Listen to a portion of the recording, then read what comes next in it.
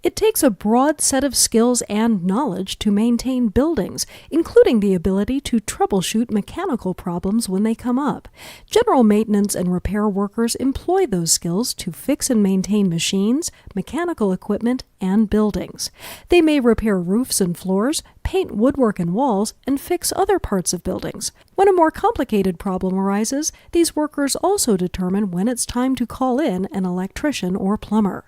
General maintenance and repair workers may have to stand for long periods or lift heavy objects, work in very hot or cold environments, in cramped positions, or on ladders.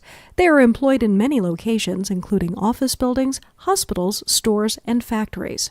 Most general maintenance workers work full-time, including evenings or weekends, and may be on call for emergency repairs. They have a high risk of electrical shocks, falls, and cuts.